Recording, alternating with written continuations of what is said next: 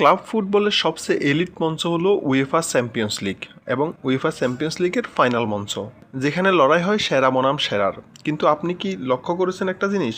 গত প্রায় এক দশক ধরে এই মঞ্চের ফাইনালের স্টার্টার লিস্টে সবসময় আমরা দেখি 5-6 জন ব্রাজিলিয়ান অবধারিতভাবে থাকে, কিন্তু আর্জেন্টাইন ফুটবলার সে অর্থে খুঁজে পাওয়া দুষ্কর।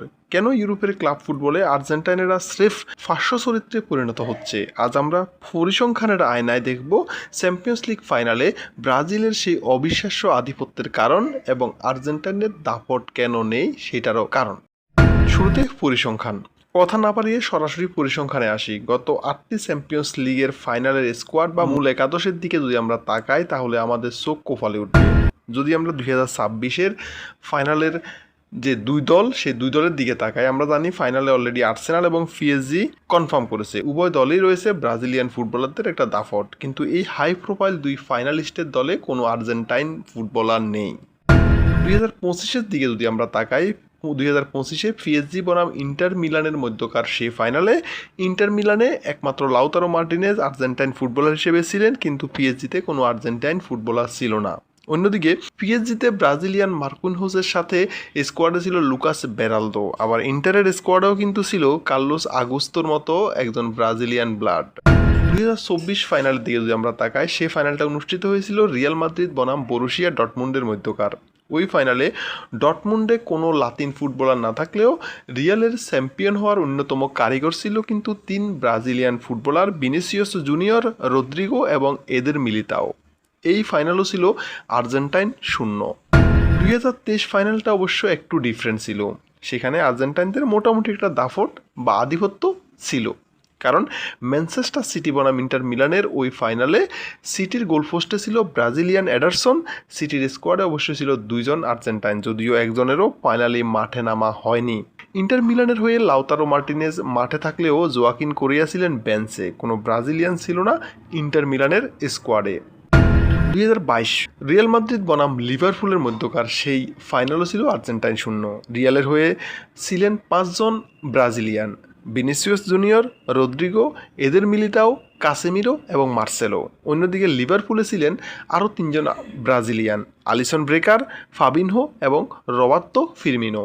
বিপরীতে দুই দলের দলেই কোনো আর্জেন্টাইন ফুটবলার ছিল না। 2021 চেলসি বনাম ম্যানচেস্টার সিটি। এই অল ইংল্যান্ড ফাইনালে চেলসিতে ছিল ব্রাজিলিয়ান থিয়াগো সিলভা এবং আর্জেন্টাইন গোলকিপার উইলি কাবায়েরা, যদিও তার মাঠে নামা হয়নি। অন্যদিকে সিটিতে ছিল 3 ব্রাজিলিয়ান, এডারসন, ফার্নান্দিনিও এবং গ্যাব্রিয়েল জেসুস, আর আর্জেন্টাইন প্রতিনিধি হিসেবে ছিল কেবলমাত্র কুন আগুয়েরো। 2020 বায়ার্ন মিউনিখ বনাম পিএসজি।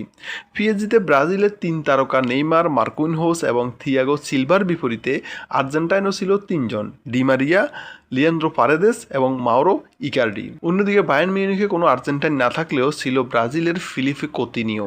2019 লিভারপুল বনাম টটেনহাম। লিভারপুলে আলিসন ব্রেকার, রবার্তো ফিরমিনো এবং ফাবিনহো, অর্থাৎ 3 জন ব্রাজিলিয়ান ছিল, অন্যদিকে নো আর্জেন্টাইন। আর টটেনহামে এরিক লামেলা, হুয়ান ফয়েত এবং পাওলো গাজ্জানিগা থাকলেও তারা ছিলেন মূলত দর্শক বা বেঞ্চার হিসেবে। আর ব্রাজিলের প্রতিনিধিত্ব করা লুকাস মৌরা অবশ্যই হাফ টাইমের পরে মাঠে নামার একটা সুযোগ পেয়েছিলেন। তবে এই টটেনহামের কোচ ছিলেন আবার আর্জেন্টাইন মাউরিসিও পচেত্তিনো। ভাবা যায় লাস্ট 8টা ফাইনালে যেখানে প্রায় 25 জনের বেশি ব্রাজিলিয়ান মূল মঞ্চ মাতানোর সুযোগ পেয়েছে, সেখানে আর্জেন্টিনা থেকে সংখ্যাটা অর্ধেকেরও কম। কিংবা যদি আমরা রিয়াল মাদ্রিদের সেই টানা 3টা শিরোপা জয়ের দিকে তাকাই, সেই সময়ও কিন্তু ব্রাজিলিয়ানদের জয় জয়কার থাকলেও আর্জেন্টাইনরা ছিল একেবারেই শূন্য। চ্যাম্পিয়ন ডিএনএ ও ক্লাব চয়েস এর পেছনে সবচেয়ে বড় কারণ হলো ইউরোপের বিগ টিমগুলো বা এলিট ক্লাবগুলোর সাথে ব্রাজিলের একটা নারীর টান আমরা লক্ষ্য করি।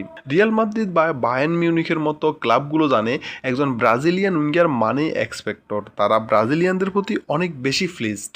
দ্যাটস ওয়াই আমরা এনরিকের মতো অপরিপক্ক কিংবা ভিক্টর রোকের মতো অপরিণত ফুটবলারকেও রিয়াল বার্সার মতো দলে দেখতে পাই। একজন সাধারণ মানের ফুটবলারও অনন্য সাধারণ হয়ে উঠতে পারে যদি ক্লাবের পরিবেশ, চ্যাম্পিয়ন ডিএনএ, চ্যাম্পিয়ন ফুটবলার এবং মাস্টার ক্লাস কোচিং স্টাফের সান্নিধ্য পায়। তাই বলে এটা ভাবার কোনো কারণ নেই যে ব্রাজিলিয়ান ফুটবলাররা পারফর্ম না করেও বড় বড় ক্লাবে প্রতিনিধিত্ব করতেছে, বরং তারা তাদের প্রতিভা দিয়ে নিজেদেরকে প্রমাণ করছে এবং ক্লাবের ওয়ান অফ দ্য বেস্ট হয়ে উঠতেছে।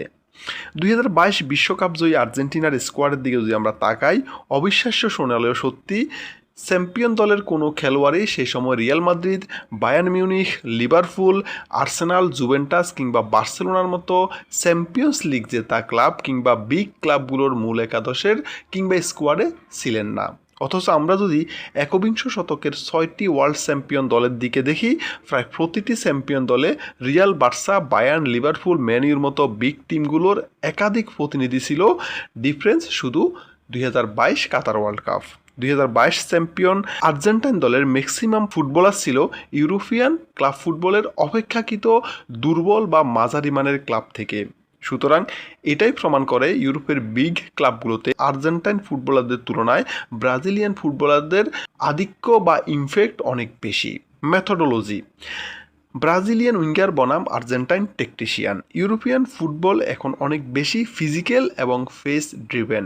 ব্রাজিলিয়ানেরা ছোটোবেলা থেকে গতির ফুটবল এবং 1-to-1 ড্রিবলিংয়ে অভ্যস্ত, যা উইং প্লেতে তাদের অপরিহার্য করে তুলতেছে। অন্যদিকে আর্জেন্টাইনেরা জন্মগতভাবে টেকটিক্যাল এবং পাসিং ফুটবলে সেরা, কিন্তু বর্তমান চ্যাম্পিয়ন্স লিগের নকআউট ফরম্যাটের ক্লাবগুলো বা বিগ টিমগুলোর দিকে আমরা তাকালে দেখি যে টেকনিক্যাল খেলোয়াড়দের চেয়ে গেম চেঞ্জার উইঙ্গারেরা তারা বেশি খুঁজে, যার সিংহভাগই সরবরাহ করতেছে ব্রাজিল। তবে আশার আলো হচ্ছে এনজো ফার্নান্ডেজ কিংবা ম্যাক এলিস্টারের মতো তরুণেরাও এখন প্রিমিয়ার লিগের বড় ক্লাবগুলোতে থিতু হচ্ছে। দেখার বিষয় আগামী কয়েক বছরে তারা কি পারবে চ্যাম্পিয়ন্স লিগে সেই ব্রাজিলিয়ান ডমিনেন্স ভেঙে আলবিসেলেস্তেদের শ্রেষ্ঠত্ব ফিরিয়ে আনতে।